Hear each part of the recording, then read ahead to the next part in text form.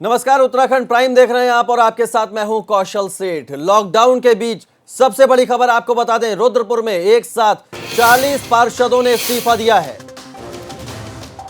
Lockdown के बीच सबसे बड़ी खबर, रुद्रपुर में एक साथ 40 पार्षदों ने इस्तीफा दिया है। नगर निगम में एंट्री ना मिलने पर इस्तीफा दिया है इन पार्षदों ने। पार्षदों ने एमएनए को पद से हटाने की भी मांग की है। हालांकि अधिकारियों ने इनके एंट्री न होने पर कोविड-19 का हवाला दिया, लेकिन पार्षद नाराज हैं। 40 पार्षदों ने इस्तीफा दिया है। लॉकडाउन के बीच बड़ी खबर आपको बता रहे हैं। रुद्रपुर में एक साथ 40 पार्षदों ने इस्तीफा दिया है। नगर निगम में एंट्री न मिल पाने पर इस्तीफा दिया। ये तस्वीरें हम आपको दिखा रहे हैं रुद्रपुर नगर निगम की।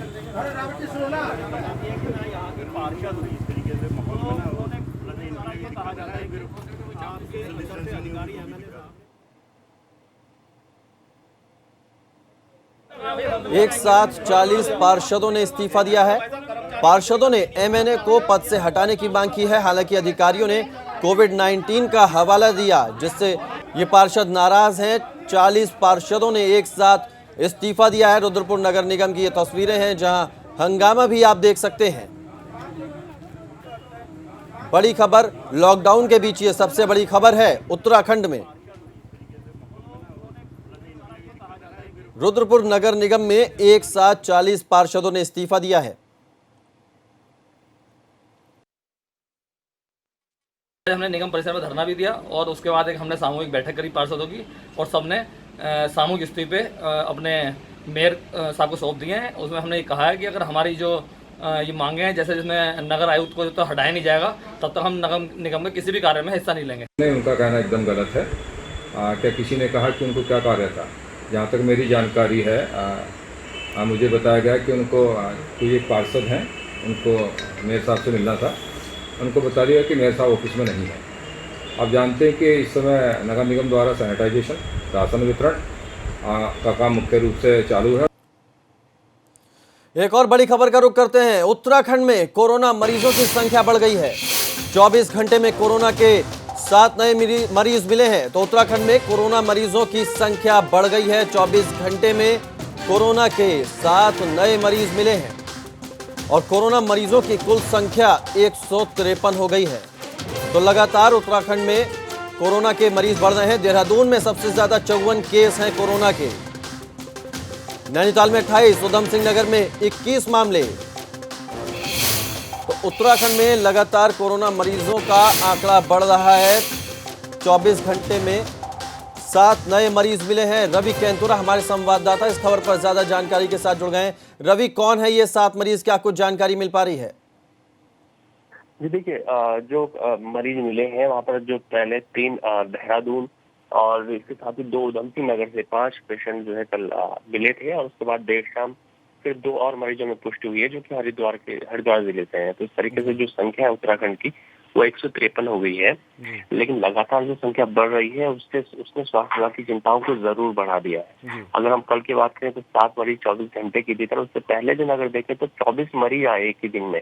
लगातार जो संख्या बढ़ रही है उसको देखते हुए जो सैंपलिंग है उनकी संख्या भी बढ़ रही है। जो संदिग्धों के सैंपल भेजे गए हैं वो सैंपल जो है बहुत कम आए हैं, और ये पहली बार हुआ है जब प्रतीक्षा में सैंपलों की जो संख्या है वो 2000 के करीब पहुंच गई है। यानी कि 2000 सैंपल ऐसे हैं जिनकी रिपोर्ट अभी तक नहीं आई है।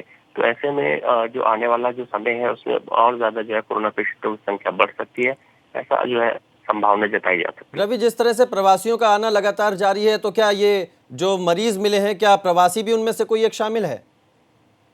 हाँ जी, देखिए, जो अगर हम कल की बात करें तो उसमें जो है प्रवासी भी जो है शामिल है, और इसके साथ साथ जो प्रवासी संक्रमित लोग हैं वो भी शामिल है। अब दोनों ही तरीके के जो है मरीज देखने को मिल रहे हैं। जो पिछले 2 दिनों पर अगर आप गौर करें तो अब ऐसे लोग भी सामने आ रहे हैं जो प्रवासी नहीं है लेकिन प्रवासी के संपर्क में आए हैं। जी, बहुत शुक्रिया। जी, बहुत शुक्रिया रवि आपका तमाम जानकारी के लिए। तो उत्तराखंड में 153 हो गई है कोरोना मरीजों की संख्या। लगातार प्रदेश में आंकड़ा बढ़ता जा रहा है। राजधानी देहरादून में सबसे ज्यादा 54 केस कोरोना के पाए गए हैं। उत्तराखंड में प्रवासियों के आने का सिलसिला लगातार जारी है। दूसरे राज्यों से लौटने वाले सभी लोगों का चेकअप करने के बाद उन्हें प्रशासन ने होम क्वारंटीन रहने को कहा है। होम क्वारंटीन का पालन करने के बावजूद भी कई गांवों के प्रवासियों के साथ दुर्व्यवहार किया जा रहा है। ऐसा ही एक मामला चमोली से सामने आया है, जहां दशोली विकासखंड के बमियाला गांव में देहरादून से अपने गांव पहुंचे एक परिवार को अपने ही गांव में ग्रामीणों का भारी विरोध देखने को मिला। बमियाला गांव के ग्रामीणों को जैसे ही देहरादून से गांव में परिवार के पहुंचने की खबर मिली, वैसे ही भारी संख्या में ग्रामीण उनके घर का घेराव करने पहुंच गए और परिवार को जूनियर हाई स्कूल बमियाला में इंस्टीट्यूशनल क्वारंटीन रहने का दबाव बनाने लगे। ग्रामीणों के विरोध को देखते हुए डॉक्टर और प्रशासन की टीम मौके पर पहुंची और किसी तरह मामले को शांत करवाया।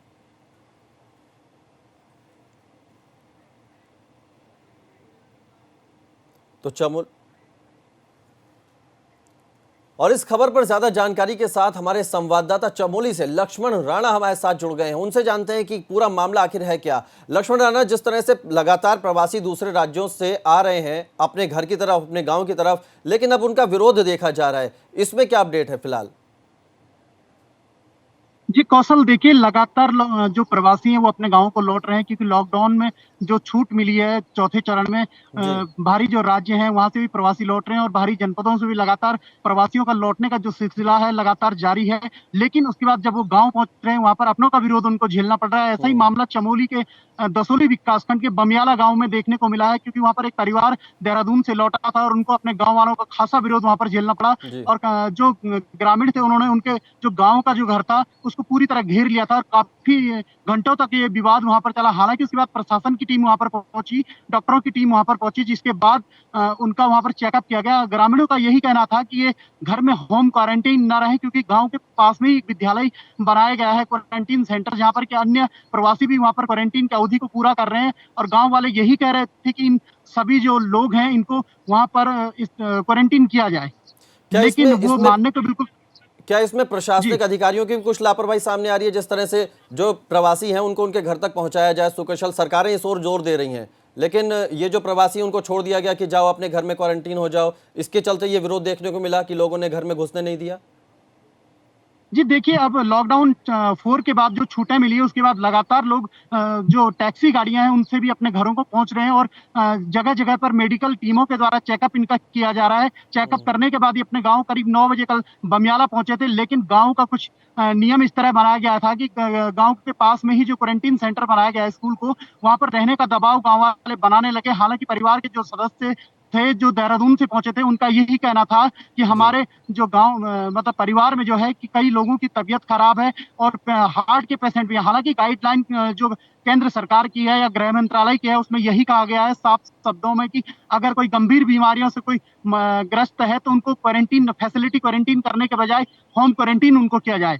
लेकिन उसके बाद जब मामला बढ़ा तो प्रशासन की टीम वहां पर पहुंची। प्रशासन की टीम के द्वारा गांव वालों को समझाया गया कि यह जो लोग देहरादून से लौटे हैं इनमें कई बीमार हैं, इनको होम क्वारंटीन रहने दिया जाए। और इसमें एडीएम जो चमोली है उनका भी यही कहना है कि इस तरह का दबाव गांव वाले ना बनाए, क्योंकि और जो लगातार जो घटनाएं जो प्रवासियों के साथ दुर्व्यवहार की आ रही है इससे काफी नाराजगी लोगों में है। जी, बहुत शुक्रिया आपका हमारे साथ जुड़ने के लिए और ये तमाम जानकारी हम तक पहुंचाने के लिए।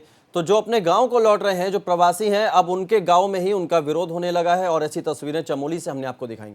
आगे बढ़ते हैं। देहरादून के गुरु रोड पटेल नगर इलाके को कंटेनमेंट जोन बनाकर सील कर दिया गया है। इस इलाके में प्रशासन की तरफ से जरूरी सामग्री पहुंचाई जाएगी। इलाके के लोगों का आवागमन पूरी तरह से बंद कर दिया गया है। दून में पहले 11 कंटेनमेंट जोन थे जिन्हें बाद में खोल दिया गया था, लेकिन अब दून में एक नया कंटेनमेंट जोन बन गया है। तो दून में वहाँ पर जो दुकानें वगैरह बंद की गई हैं और एक उसका डिसइंफेक्शन करके बाकी एक मंडी का प्रोटोकॉल बनाया जा रहा है। लेकिन ये जिस एरिया में रहते थे, क्योंकि वहाँ इनके भी और लोगों से भी मिलने की संभावना हो सकती है, तो एक कंटेनमेंट जोन गुरु रोड में आज हमारे यहाँ बनाया गया है। अब देहरादून में इस समय एक एक्टिव कंटेनमेंट जोन। उत्तराखंड सरकार करप्शन के खिलाफ जीरो टॉलरेंस का दावा करती है, लेकिन हकीकत यह है कि देवभूमि में करप्शन की जड़ें काफी गहरी तक जमी हुई हैं। ऐसे ही एक मामला सहकारी बैंक के एमडी का सामने आया है, जिन पर करप्शन के गंभीर आरोप लगे होने के बावजूद 3 साल तक सरकार ने कुछ एक्शन नहीं लिया।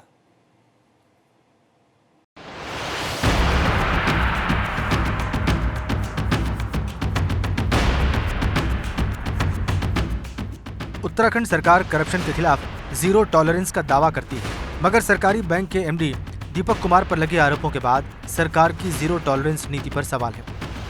सवाल यह है कि जिस अधिकारी पर करप्शन के गंभीर आरोप लगे हों, उस पर इतनी मेहरबानी क्यों?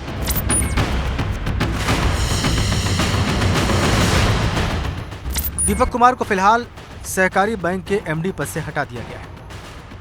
3 साल बीत गए, आज सरकार ने उनको रिवर्ट किया और उसकी वजह यही पाई गई, जो उनके खिलाफ जांचें चल रही थी या जो उन पर आरोप लगे थे वो सही पाए गए।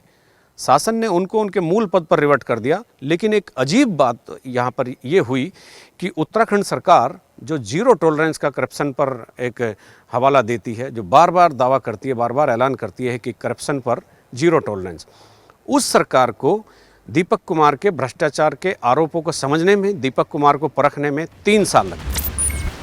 दीपक कुमार पर वित्तीय अनियमितताओं के आरोप थे, इसकी जांच चल रही थी। बावजूद इसके वे इतने बड़े पद पर बने रहे। अब आपको सिलसिलेवार तरीके से बताते हैं कि आखिरकार दीपक कुमार पर क्या आरोप है। जिला सहकारी बैंक चमोली में महाप्रबंधक के पद पर रहते हुए साल 2013 में करोड़ों रुपए की गड़बड़ी का आरोप लगा। डीसीबी उत्तरकाशी में वीरचंद्र सिंह गढ़वाली योजना में ऋण घोटाले का आरोप।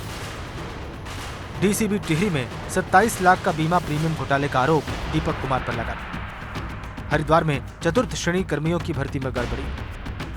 बैंकिंग कार्यों में आरबीआई की गाइडलाइन की अनदेखी। पिछले कुछ सालों में आय से अधिक संपत्ति की विजिलेंस जांच का सामना कर रहे हैं दीपक कुमार। कुछ प्रकरण थे, कुछ शिकायतें थे, उस पर जांच चल रही थी और विधिवत जांच किया गया जांच अधिकारी ने, और उसके साथ साथ उनको सुनवाई का अवसर भी हमने पूर्ण रूप से दिया था।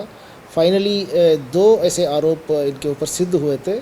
उसके आधार पर उच्च अनुमोदन प्राप्त करने के उपरांत उनको उनके मूल पद पर रिवर्ट किया जा रहा है, जो जीएम का पद है।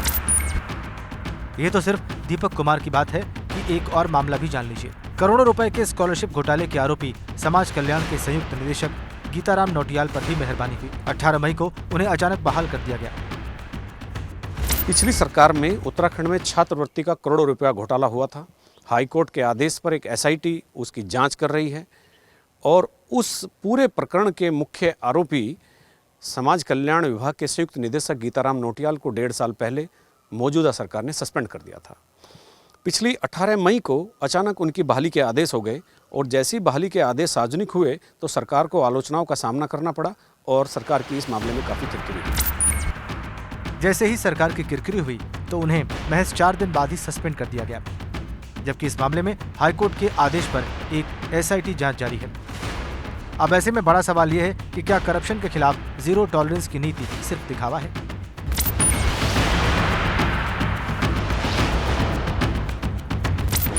दरअसल हकीकत यह है कि इस छोटे से पहाड़ी प्रदेश में भी करप्शन की जड़ें इतनी गहराई तक जमी हुई हैं, जिन तक पहुंचने के लिए बड़ी राजनीतिक इच्छा शक्ति की जरूरत है।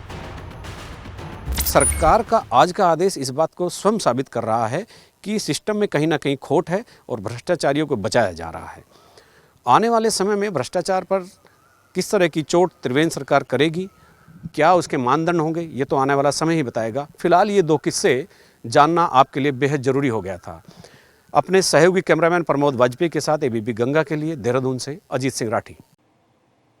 उत्तराखंड की टूरिज्म इंडस्ट्री लॉकडाउन की मार झेल रही है। कोरोना महामारी ने टूरिज्म व्यवसाय को बुरी तरह से प्रभावित किया है, मगर अब जल्द ही टूरिज्म को फिर से शुरू करने पर विचार किया जा रहा है।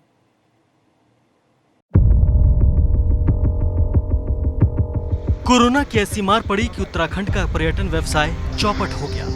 लॉकडाउन की वजह से तमाम पर्यटक स्थल वीरान पड़े हैं। ऐसे में इनसे जुड़े लोग मायूस हैं। रुद्रप्रयाग में केदारनाथ यात्रा से जुड़े हजारों लोग बेरोजगार हैं।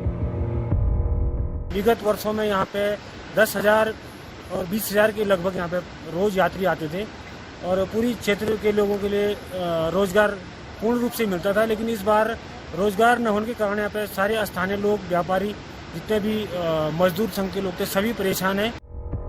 एक तरफ पर्यटन व्यवसाय चौपट होने से सरकार को आर्थिक नुकसान झेलना पड़ रहा है, तो वहीं टूरिज्म से जुड़े लोगों का रोजगार छिन गया है। ऐसे में प्रदेश सरकार की तरफ से थोड़ी सी ही सही मगर कुछ राहत जरूर दी गई है। पर्यटन से जुड़े लोग हैं, आपके टैक्सी ड्राइवर्स हैं और बस ऑपरेटर्स हैं, खच्चर वाले हैं और जो हमारे कलाकार लोग हैं सबको 1,000 देने की बात कही है और उसके लिए स्वीकृति हुई है और आगे भी ये बढ़ाया जा सकता है। तो निश्चित रूप में अच्छा काम हुआ है ताकि लोगों को मोबिलाइज किया जा सके। लॉकडाउन 4 में छूट मिलने के बाद अब पर्यटन व्यवसाय को फिर से शुरू करने की तैयारी की जा रही है। 2 राज्य उत्तराखंड और मध्य प्रदेश के पर्यटन सचिव को प्रतिनिधि के रूप में शामिल किया गया है। इनकी स्टडी के बाद यह तय होगा कि टूरिज्म इंडस्ट्री को लेकर क्या फैसला लिया जाना है। चारधाम एक हमारा बहुत ही महत्वपूर्ण हिस्सा है पर्यटन का और उसमें जो नुकसान हुआ है उसके लिए अध्ययन के लिए यूनाइटेड नेशंस डेवलपमेंट प्रोग्राम की एक कंसल्टेंसी कार्य कर रही है। वो 2 महीने में अपना फाइनल रिपोर्ट सबमिट करेगी। लेकिन इंटरिम में कुछ महत्वपूर्ण निर्णय लेने की आवश्यकता है और उसके संदर्भ में हमने प्रस्ताव जो है हमारे डिपार्टमेंट के लेवल पर, कैबिनेट के लेवल पर प्रस्तावित किए गए हैं। टूरिज्म इंडस्ट्री को हुए नुकसान के आकलन के लिए यूनाइटेड नेशन डेवलपमेंट प्रोग्राम की कंसल्टेंसी भी काम कर रही है, जो अपनी रिपोर्ट शासन को सौंपेगी। राज्यों के प्रतिनिधि के रूप में स्टेट टूरिज्म सेक्रेटरीज को भी लिया गया है। उसमें उत्तराखंड से मैं और मध्य प्रदेश से वहाँ के सचिव, इनको लिया गया है। जल्दी ही जल्द हम लोग उसके संदर्भ में एक गाइडलाइन जारी करेंगे और उसके उपरांत यह पर्यटन व्यवसाय जो है पूर्ण रूप से खुल जाएगा। पर्यटन से उत्तराखंड सरकार को बड़ा राजस्व मिलता है। यही वजह है कि टूरिज्म इंडस्ट्री को प्रदेश की आर्थिक की रीढ़ कहा जाता है। मगर लॉकडाउन की वजह से पर्यटन व्यवसाय ठप पड़ा हुआ है। देहरादून से विनोद कुमार के लिए एबीपी गंगा की रिपोर्ट। एक छोटे से ब्रेक के लिए रुक रहे हैं। उत्तराखंड प्राइम में खबरें और भी हैं।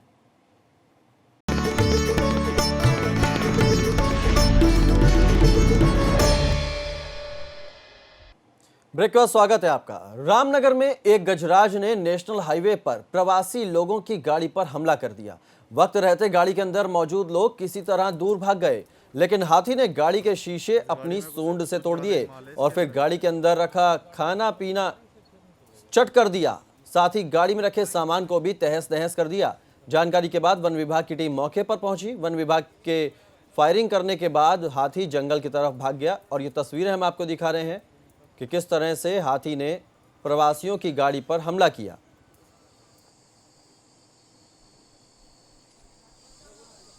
इस गाड़ी में रखा खाने पीने का सामान हाथी ने चट कर दिया।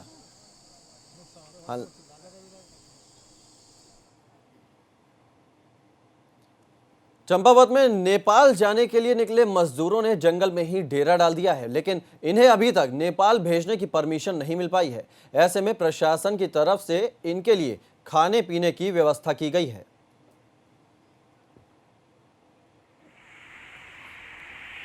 तो ये नेपाल के नागरिक हैं जिन्हें नेपाल जाना है, लेकिन परमिशन नहीं मिल पाई है, जिसके चलते ये जंगल में ही डेरा डाले हुए हैं और प्रशासन ने इनके खाने पीने की व्यवस्था कराई है।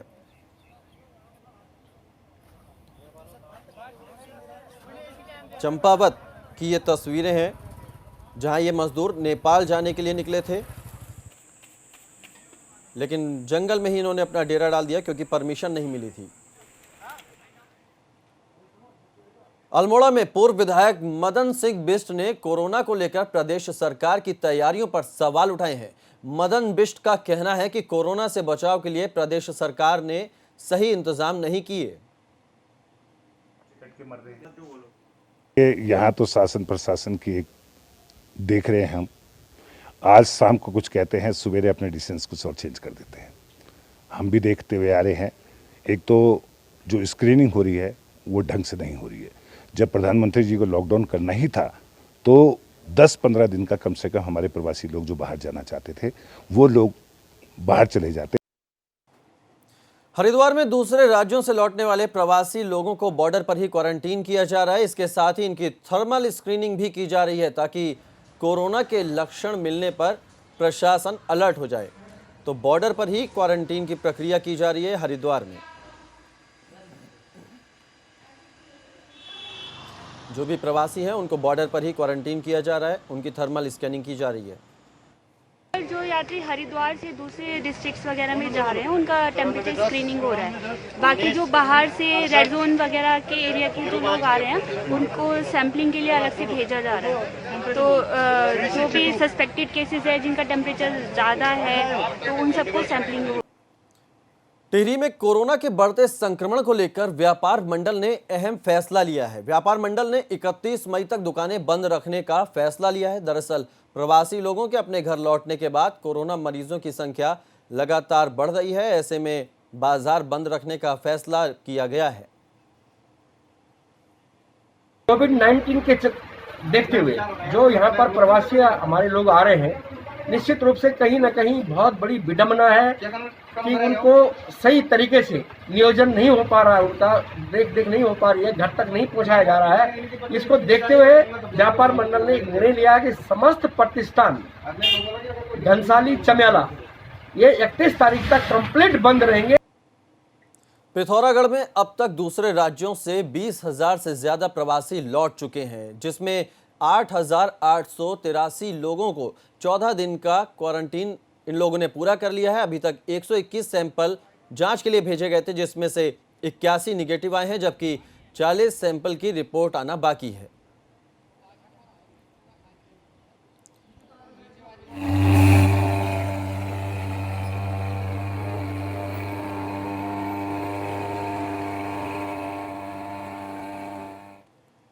राजधानी में लॉकडाउन के बीच हवाई फायरिंग से हड़कंप मच गया। बताया जा रहा है कि शराब के ठेके पर पहुंचे कुछ युवकों के बीच विवाद हो गया था। इसी दौरान इन युवकों ने फायरिंग कर दी। इतना ही नहीं, एक युवक की खूब पिटाई भी की गई। पुलिस ने मामला दर्ज कर लिया है और 2 युवकों को हिरासत में भी ले लिया है। जैसे ये मामला संज्ञान में आया है, इसमें एफआईआर रजिस्टर की गई है और जो इसमें लोग इन्वॉल्व हैं उन सभी का अरेस्टिंग भी किया गया है। और जो इस तरह के लोग हैं, जो क्रिमिनल एलिमेंट्स हैं, उनके खिलाफ बड़ी सख्त कार्रवाई की जा रही है। कोई भी आदमी जो इस तरह लॉ वायलेट कर रहा है, इस तरह का क्रिमिनल एलिमेंट है, उसके खिलाफ सख्त कार्रवाई की जाएगी। लॉकडाउन के दौरान भी रुद्रप्रयाग में अवैध खनन जारी है। आरोप है कि पूर्व मंत्री मातबर सिंह कंडारी के ठेकेदार बेटे ने अवैध खनन करवाया है। शिकायत के बाद प्रशासन ने मामले की जांच शुरू कर दी है।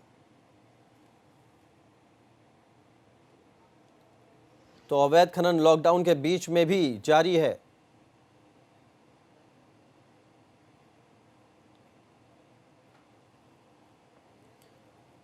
और अब रुक करते हैं उत्तराखंड की कुछ और खबरों का फटाफट अंदाज में।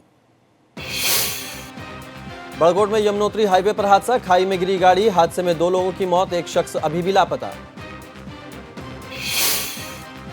रुड़की के लंढौरा में युवक और युवती में कोरोना की पुष्टि। 18 मई को महाराष्ट्र से लौटा था युवक, दिल्ली से लौटी थी युवती।